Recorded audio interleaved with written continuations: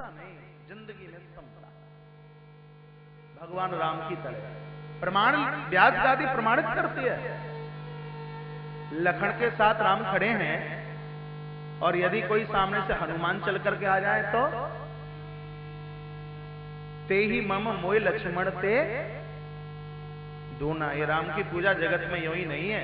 हनुमान मिले तो क्या कहा, बजरंगी हाथ उठा के कहता हूं तुम मेरे लिए, मेरे लखन से भी मेरे लिए दूने हैं। आप अपनों से प्रेम करते हैं, ये कोई बहुत बड़ी बात नहीं है। बड़ी बात तो तब होगी आप औरों को भी अपना माने। अपने बच्चों से प्रेम करते हैं, बहुत अच्छी बात है, बहुत बढ़िया बात है, लेकिन उससे भी तो ज्यादा बढ़िया बात तो तब होगी जब भाई के बच्चों से भी बहुत ज्यादा स्नेह किया जाए, बहुत प्रेम किया जाए। संभव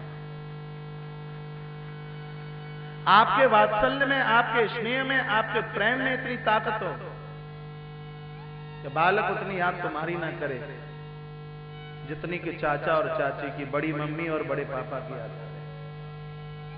ये ताकत हो आपके वात्सल्य।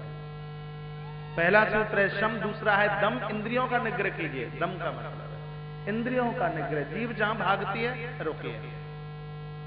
और ये आयुर्वेद का सिद्धांत है, ये चटोरी जीव जो ज्यादा मांगती है वही हमें रुगुड़ बना देती है, रोगी बना देती है। इसको वो मत दीजिए जो इसको बहुत ज्यादा भाता है, बहुत अच्छा लगता है। डायबिटीज के मरीज को आप मीठा दीजिए, क्या होगा? ब्लड प्रेशर के मरीज को आप नमकीन दीजिए, क्या होगा? जीवन में दो इंद्रियों को ही तो जीतना ज्यादा जरूरी है। एक है जीव और दूसरी आंख। दोनों बड़ी खतरनाक है। योगी है वो जिसने जिह्वा के ऊपर अंकुश और आंख के ऊपर जिसने अंकुश लगाया। दम। उपरति दोष अपने देखिए, गुणवत्ता दूसरों की देखिए। हनुमान की तरह। हनुमान जी क्या बोलते हैं जी, हमारी प्रशंसा आप क्यों करते हो? हम तो ऐसे हैं, प्रात ले जो नाम हमारा। प्रभात में सुबह ही सुबह हमारा कोई नाम भी ले ले तो पूरे दिन उसको भोजन न मिले। ऐसा नहीं है कि सुबह ही सुबह हनुमान जी का हम नाम ले लें और पूरे दिन रोटी न मिले। बड़े बड़भागी हैं, बड़े भाग्यशाली हैं जो उठते उठते बिस्तर छोड़ते समय वीर बजरंगी हनुमान जी का नाम लेते हैं। पुराणों में मैंने सुना है पूरा दिन प्रसन्नता और उत्साह के साथ में निकलेगा। हनुमान जी का प्रभाव है। तो उपरति का मतलब है दोष हम अपने देखें और गुणवत्ता दूसरों को। और प्रभु प्रेमी जनों उसके तत्पश्चात है तितिक्षा। जितना है उसमें संतुष्टि। गर्मी में भी वैसे ही है, सर्दी में भी वैसे ही है, मोटे गद्दे पर भी हम वैसे ही हैं। और कहीं किसी रेलवे स्टेशन जंक्शन पर हाथ का तकिया लगा करके सोना पड़े तो भी कोई चिंता की बात नहीं। घर रहते हैं, बहुत बढ़िया व्यवस्था में रहते हैं, और कहीं तीर्थों में जाते हैं तो रात को जागरण करना पड़े, रहने के लिए जगह ना मिले तो भी कोई बेचैनी नहीं है, कोई चिंता की बात नहीं है। क्या ये तितिक्षा है, ये तितिक्षा। और जिसके अंदर ये तितिक्षा का गुण है वो तो साधु है ना, वो साधु है। तितिक्षा का गुण होवे। हम भोगों के साथ न जिए, नहीं तो ये भोग भोगते हुए हमें भोगना शुरू कर देंगे। हम पहले भोगों को भोगेंगे, बाद में भोग हमें भोगना शुरू कर देंगे। उदाहरण के तौर पर किसी स्वीट कॉर्नर पर हम पहुंचे हैं और उसको ये पूछें भैया आप ये बताइए कि आपकी मिठाई की दुकान कितनी पुरानी है, तो वो जवाब देगा 30 साल, 40 साल, 50 साल। 50 साल से आपकी ये मिठाई की दुकान है? हाँ। कोई मिठाई आज तक खत्म हुई है क्या दुकान से? आज तो कैसे हो जाएगा? मेरी दुकान से मिठाई तो आज तक नहीं खत्म हुई, लेकिन मिठाई को खाने वाले न जाने कितने दुनिया छोड़ करके यहां से पधार गए। क्या बोल रहा हूं मैं? मिठाई यानी भोग कभी खत्म होने वाले नहीं है। उन भोगों को भोगने वाले न जाने दुनिया छोड़ करके कितने ऊपर पधार गए। हम भोगों के गुलाम बन करके न जिए। हमारा रिमोट भोगों के हाथ में नहीं, भोगों का रिमोट हमारे हाथ में होना चाहिए। भगवान शंकर को देखा है, भगवान शिव को। अभी मैं शिव महापुराण की कथा करके आया हूं। भगवान कोटेश्वर नाथ महादेव शिव महारात्रि के उपलक्ष्य लांजी, बिल्कुल महाराष्ट्र के बॉर्डर पर, कभी उधर चक्कर लगे तब इस स्थान का दर्शन करके आना। मंडला में बहुत बड़ा आश्रम बनवा रहे हैं, तो मंडला के बहुत भक्त लोग यहाँ बैठे हुए, बहुत विशाल, कई एकड़ों में माता नर्मदा के तट पर विशाल आश्रम का निर्माण हो रहा है। अपने तुलसी वन आश्रम से भी भव्य, बहुत विशाल, बहुत बड़ा आश्रम। और यह स्थान भगवान कोटेश्वर महादेव बिल्कुल नजदीक है। अभी शिव महापुराण की कथा वहीं से करके आया हूं और मैं भुला नहीं पा रहा, भुला नहीं पा रहा वहां के लोगों की श्रद्धा, वहां के लोगों के संस्कार और वहां के लोगों की विनम्रता। तब मुझे ऐसा लगता है कि भगवान इतना पैसा तो तू कभी मत देना कि हमारे संस्कार खो जाए, इतना पैसा तो तू कभी देना मत, हमारी सरलता और हमारी विनम्रता जा जाके खो जाए। पैसे की कमी नहीं है, पद प्रतिष्ठा की कमी नहीं है। यहां देखिए, एक किसी सत्ता के पद पर प्रतिष्ठित होने के बाद में एक अखंड, एक ऐंठ, वहां के तो मंत्री और विधायक लोग भी नीचे बैठ करके कथा सुने। भरे पांडाल में आप ये पहचान नहीं सकते कि कोई मंत्री है या ये कोई विधायक है। इतनी सी बात मैं इसलिए बोल रहा हूं कि जब तक अपने जीवन में किसी पद और प्रतिष्ठा की ऐंठ और अकड़, किसी संपत्ति की ऐंठ और अकड़ होती है, तब तक वो व्यक्ति भगवत कृपा का अधिकारी नहीं होता। तब तक वो एक तितिक्षा नाम का गुण है, उसका वो अधिकारी नहीं होता। हर व्यक्ति को तितिक्षा के साथ में जीवन का निर्वाह करना चाहिए। मैं भगवान शिव की बात बता रहा हूं। भगवान शंकर के हाथ में त्रिशूल है, सदैव त्रिशूल को हाथ में लेकर के चलते हैं। हाथ में त्रिशूल लेकर के भोलेनाथ दुनिया को बताना चाहते हैं कि जिंदगी में तीन ही तो सूल हैं, तीन सूल हैं दुनिया में, एक है काम, एक है क्रोध और तीसरा है लोभ। भोले बाबा तीनों को हाथ में दबा करके रखते हैं। कहते हैं जब जरूरत पड़े तभी इनको खोलना है और जरूरत नहीं पड़ी है तो इसको मुट्ठी में बंद करके रखना है। मुट्ठी में बंद करके रखोगे तो बचे रहेंगे हम, यदि इनको खोल दिया तो न जाने कब प्रभाव दिखा देंगे। बिना प्रमाण की बात नहीं होगी। महाराज दशरथ ने अपनी मुट्ठी से इनको खोल दिया और इन्होंने अपना प्रभाव जमा दिया। भगवान राम का वनवास क्यों हुआ? माता कैकेयी के वरदान की वजह से नहीं, वहां एक कारण बना है। अयोध्या में 3 दोषों का जन्म एक साथ हो गया। महाराज दशरथ की कामनाओं का जन्म हो गया, इसलिए तो कैकेयी के महल में पहुंच गए। यदि माता कौशल्या के भवन की तरफ जाते राम का वनवास नहीं होता। मंथरा के हृदय में लोभ का जन्म और माता कैकेयी के हृदय में क्रोध का जन्म हुआ। होत प्रात मन वेश दर्जोन राम बन जाता, मोर मरण रावर अजस नप समुझिए मन माय। कैकेयी क्रोध। बहुत बार मैं माताओं को निवेदन करता हूं, कितनी भी मुसीबतों का सामना करना पड़े, खाने के लिए टुकड़ा और पहनने के लिए चिथड़ा मिले, फिर भी घर में कभी कलह मत करना, कभी झगड़ा मत करना। माता कैकेयी घर में कलह और झगड़ा नहीं करती होती तो शायद मेरे भगवान को वहां से प्रस्थान नहीं करना पड़ता। बोलिए भक्त वत्सल भगवान की जय, कृष्ण कन्हैया लाल की जय, जय जय जय जय जय जय राधे श्याम। मंच पर श्री पूज्य पूर्णानंद जी महाराज जी का आगमन है, उनका बहुत स्वागत है, बहुत सम्मान है।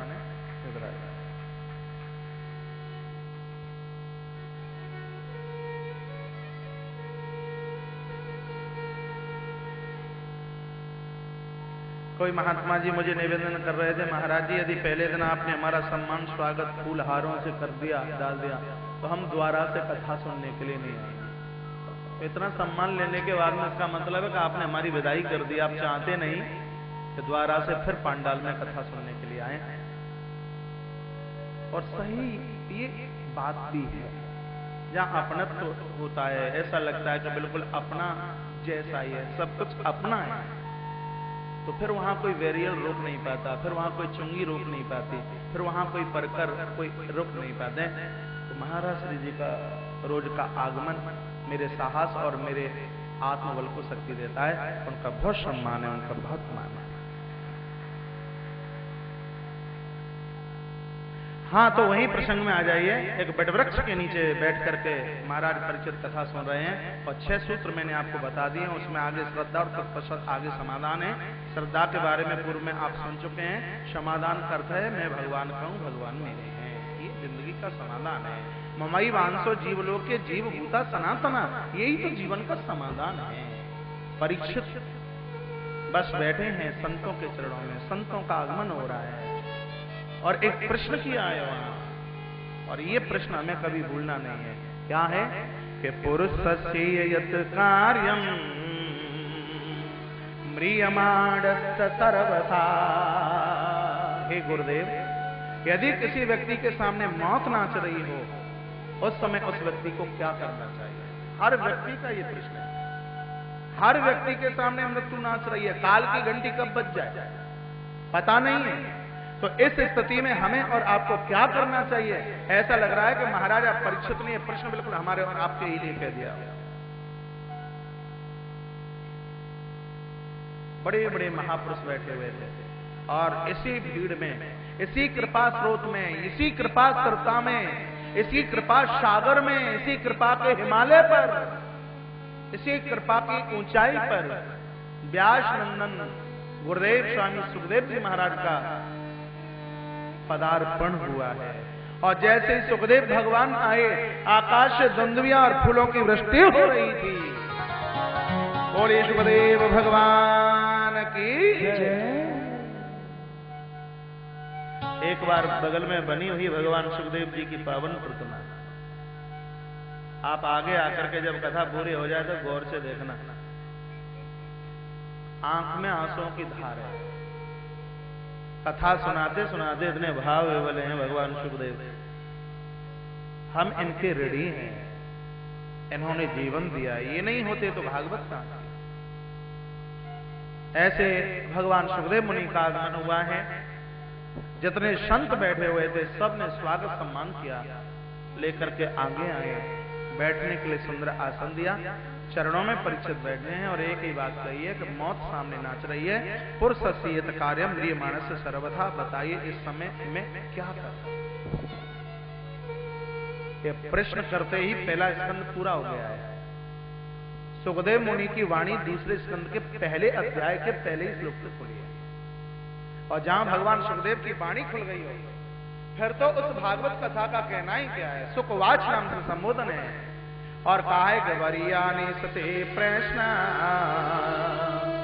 कृतो लोकहितो नपा आत्मविषम्मता पुंसा श्रोतव्यः दिशु यः परा। बरिया ने, बरिया आने, बरिया कहते हैं श्रेष्ठ को। इस समय तुमने जो प्रश्न किया है अपने आप में अत्यंत श्रेष्ठ है। कृतो लोक हितो नपा, कृतो माने करने वाला, लोक हितो यानी लोक का कल्याण करने वाला है।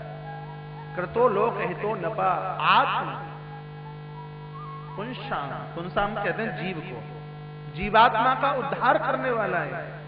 ये तुम्हारा प्रश्न, दुनिया तुम्हारी ऋणी होगी क्योंकि तुमने प्रश्न इतना सुंदर किया है। थोड़ा सा ध्यान एकाग्रचित कीजिए और ये मन में विचार कीजिए कि हमारा प्रश्न वो हो जिससे जगत का कल्याण हो, हमारा प्रश्न वो हो जिससे दुनिया का आत्म उद्धार हो।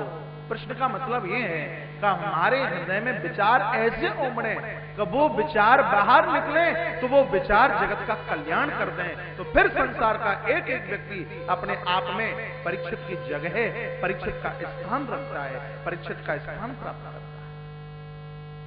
प्रश्न कर दिया। भगवान सुखदेव ने कहा, राजन जगत के मंगल के लिए तुमने बहुत सुंदर प्रश्न किया है, आप चिंता ना करें। 7 दिन बैठ करके हम तुम्हें श्रीमद् भागवत की कथा सुनाएंगे। इदम भागवतम नाम पुराणम ब्रह्म समेतम। जो मेरे पिता ने मुझे सुनाई वो मेरे पास में सुरक्षित रखी और उसके अधिकारी आप हो। मैं तो निवेदन ये करूंगा, आपके पास में जो ज्ञान है उसको बांटिए, बढ़ेगा। आपके पास में जो विद्याएं है उसको बांटिए, आपका ज्ञान बढ़ेगा। आपके पास में जो कलाकारी है ये मत सोचिए कि कोई मुझ जैसा सामने वाला ना हो जाए। यदि आप बढ़िया हैं तो ये कहिए कि सामने वाला मुझसे भी और ऊंचा हो जाए। जगत का हर गुरु चाहता है कि मेरा चेला मुझसे नीचा ना हो, मेरा शिष्य मुझसे ऊपर जाकर के निकले। महाराज ये विचार स्वामी रामकृष्ण परमहंस के हैं। भगवान राम के चरित्र को देखिए, भगवान कहते हैं कि मैं सदैव नीचे बैठता हूं और मेरे बंदर भालू सदैव मुझसे ऊंचे उस वृक्ष के ऊपर बैठते हैं। भगवान भक्तों की बड़ी चाहते हैं, गुरु लोग अपने शिष्यों की बहुत बड़ी चाहते हैं। आपके पास में जो है बढ़िया से बढ़िया आप डॉक्टर हैं, यदि 10-5 डॉक्टर ना बना पाओ जीवन में तो बेकार है। क्या है, आप बढ़िया से बढ़िया वकील हैं, 10-5 वकील ना बना पाओ तो बेकार है। आप बहुत बढ़िया टीचर हैं, अपने जीवन में 50-25 मास्टर और मास्टरनी ना बना पाओ तो बेकार है। और क्या, आप एक बहुत कुशल कारीगर हैं और अपने से 10 गुने ना बना पाओ तो बेकार है, बेकार है। मैं तो संतों के मध्य में, गुरुजनों के बीच में, कथावाचकों के बीच में सदैव ये बोला करता हूं कि जो आप कर रहे हैं उससे 10 गुना नहीं, उससे 100 गुना तो करके जाइए। इस प्रतिफल 100 गुना करके जाइए। स्वामी विवेकानंद जी महाराज के कितने अनुयायियों ने इस देश की गति को बदला। रामकृष्ण परमहंस के कितने अनुयायी, प्रभुपाद स्वामी जी जिनकी छत्र छाया के नीचे इस्कॉन टेम्पलों की स्थापना हुई है, भारतीय सनातन संस्कृति को एक बहुत बड़ी मजबूताई मिली। ये देश ऋणी रहेगा इस महापुरुष के लिए। आकाश होगा ऊपर, पृथ्वी होगी नीचे, तब तक ये कुछ महापुरुष ऐसे हैं, हम इनका चुकता नहीं कर सकते। गोस्वामी तुलसीदास जी महाराज का कोई चुकता कर देगा? इनका कर्ज कोई चुका देगा? मुझे तो नहीं लगता। छत्रपति श्री शिवाजी, स्वामी विवेकानंद परमहंस, गुरु नानक देव, गुरु गोविंद सिंह, ऐसे कितने नाम हैं, कितने नाम, हम जिनका कर्जा नहीं चुका सकते। आपके पास में जो है उसका कई गुना करके जाइए। अब वहीं आ जाइए जहां कथा चल रही है, थोड़ा आगे बढ़ के लौटना वही है। कहां? इदम भागवतम नामः पुराणम ब्रह्म समितम। मेरे पास में मेरे पिता के द्वारा सुनाई समझाई गई भागवत और आपके लिए सुरक्षित रखी है। चिंता ना करना, तुम्हारे पास 7 दिन और 7 रात हैं। ये कन्फर्म है कि 7 दिन के बीच में काल भी तुम्हारा भक्षण नहीं कर सकता। परीक्षित, ये सौभाग्य तुम्हारा है, दुनिया में कोई हाथ उठा करके नहीं बता सकता कि मैं एक क्षण आगे के लिए जिंदा रहूंगा। लेकिन तुमसे भाग्यशाली कौन है कि कम से कम ये तो पता है कि 7 दिन तक काल भी मेरा कुछ बिगाड़ नहीं सकता। कितने बड़े भाग्यशाली है। खटवांग नाम के राजा ने एक मुहूर्त में भगवान को प्राप्त कर लिया। खटवांगो नाम राजर्षि, इस लोगों की कमी नहीं है, सुनिए मन लगा करके। खटवांगो नाम राजर्षि ज्ञाता यत्ताम यहाँ जो सहा। खटवांग नाम के राजा ने एक मुहूर्त में भगवान को प्राप्त किया। तो तुम्हारे पास में तो अभी 7 दिन और 7 रात्रि है। राजन, इस कथा को सुन लीजिए, उद्धार हो जाएगा, आत्मकल्याण हो जाएगा। मन लगाकर इस कथा को सुन।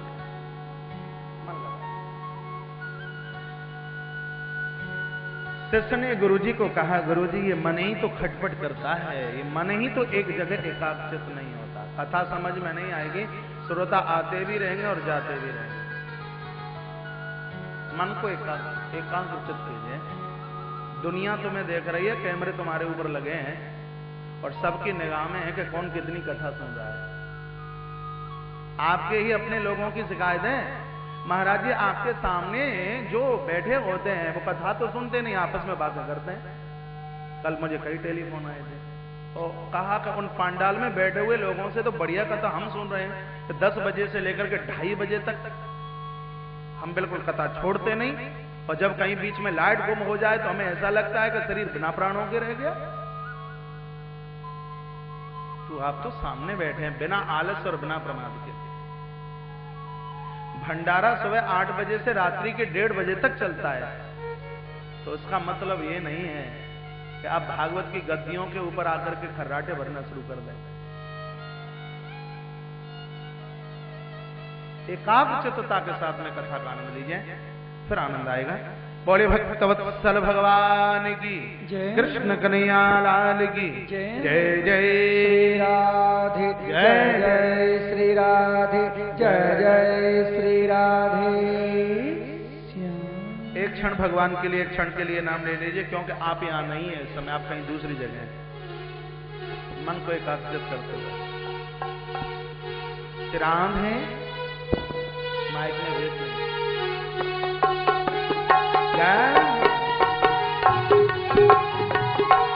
हेलो, एक क्षण के लिए भगवान सुखदेव जी को अपना गुरु के रूप में, जिंदगी के लिए इस महापुरुष को गुरु के रूप में उतार लीजिए। इनसे बड़ा गुरु होगा कौन? और उन गुरु का आह्वान कीजिए अपनी आत्मीयता के साथ, हाथ खोल करके। ऐसे गुरु का नाम किसी हृदय के कागज पर, हृदय के पन्ने पर लिख जाए। तो पांडाल परिसर में, इस भरे दरबार में जितने भी आप बैठे हैं, हृदय से भगवान सुखदेव मुनि का गुरु के रूप में आह्वान कीजिए। मेरे हृदय में सदगुरु का राधे पीछे तक